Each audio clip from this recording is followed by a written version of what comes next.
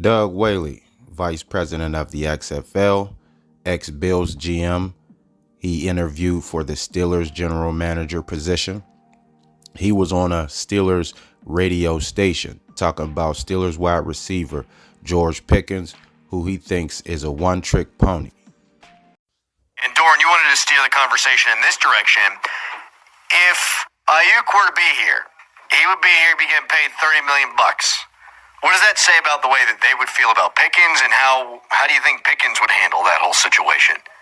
Well, if Pickens is a professional, he's going to look at it two ways.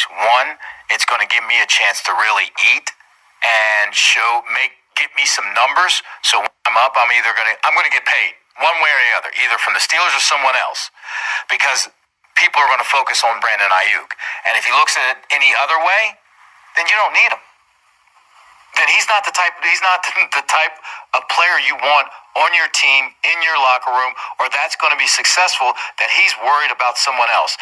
All stud players and wide receivers are going to sit there and say, I'm going to get mine. And actually, this guy's going to help me get mine. And guess what, Steelers?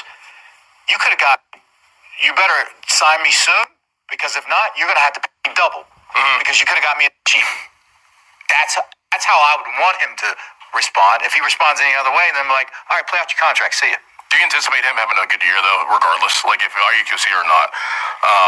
What is he going to his third year? Third year. Yeah. And you see all the intangibles he has. He's very raw. He's athletic, but he doesn't possess the full trait of being a number one wide receiver. How do you think he's going to play this year? With a different quarterback, a different offensive coordinator, and a different receiver coach. I think he'll be a splash play player. I think you'll have one game where he's going to put up 130, and then another game he'll put up 60. Then he'll have another game he'll put up 3 touchdowns, maybe 120, he'll be like 30 and 3 drops. He's just not, like you said, he's not consistent.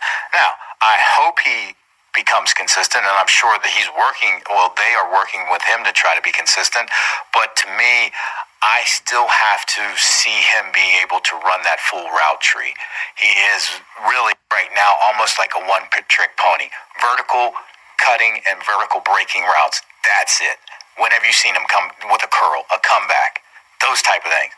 That is not his game. So that's easily to be able to shut down, especially if you don't have someone else on the other side that they're worried about. Now, if you have Ayuk on the other side, then that's where he can flourish.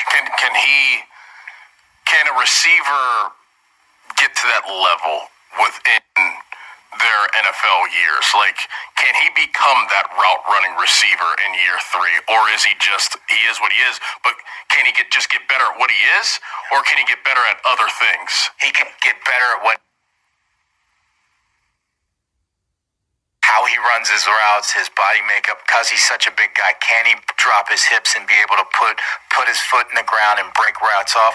I haven't been around him personally, and that's the type of stuff I like to see in person, see how he's built and how he runs his routes. But if not, look at DK Metcalf.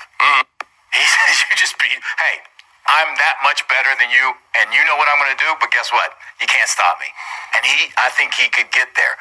But it's got to be up here. Does he want to say, all right, and useful?